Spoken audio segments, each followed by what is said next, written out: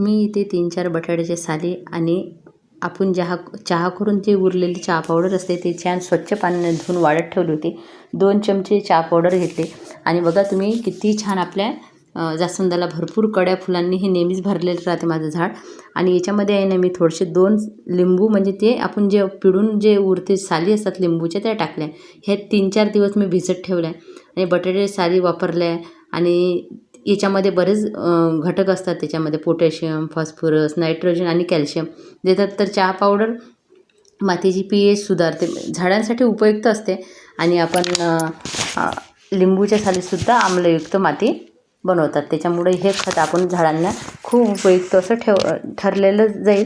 जास्वंद, गुलाब यासारख्या झाडांना आपण भरपूर कळ्या येण्यास मदत होते. मातीची गुणवत्तासुद्धा वाढते. आता हे खत मी दिलं कसं बघूया. हे खत छान असं मिक्स झालेलं होतं. आता हे गाळून घेऊया आणि 4-5 पट याच्यामध्ये पाणी मिसळून हे आपण फुलांच्या झाडांना देऊया. देताना फक्त आता खूप गरमी आणि ऊन असल्यामुळे महिने 1.5 महिन्यातून एकदाच द्यावे आणि रात्रीच्या वेळी किंवा सकाळी द्यावे. कारण गरमीच्या वेळेस असे खतं देऊ नये आणि उन्हाळा असल्यामुळे झाडांना अशी भरपूर पाण्याची आवश्यकतासुद्धा लागते, ते सुद्धा वेळेवर द्यायला पाहिजे. आणि अशा साली टाकून न देता आपण खत म्हणून झाडांसाठी असा उपयोग करू शकतो.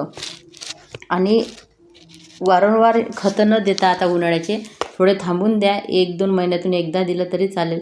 अशा पद्धतीने आपण बऱ्याच जास्वंदाला आता उरलेलं खताचे जे वेस्ट होतं ना ते सुद्धा मी या जास्वंदाच्या याच्यामध्ये भरलेलं आहे इकडच्या जास्वंदामध्ये. कारण त्या जास्वंदाला मी पाणी वगैरे दिलं आणि म्हटलं बाकीचं उरलेलं इथे टाकून देऊया. कारण आपण जेव्हा झाडांना पाणी देऊ ना ते हळूहळू पाण्याच्या साहाय्याने खत म्हणून मिळत जाईल.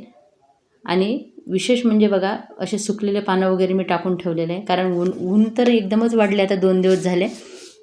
आणि हे खत मी आधीच बनवून ठेवलेलं होतं, त्याच्यामुळं हे झाडांना देऊन दिलं. तुम्हाला कशी वाटली माहिती नक्की सांगा. धन्यवाद पूर्ण व्हिडिओ बघितल्याबद्दल.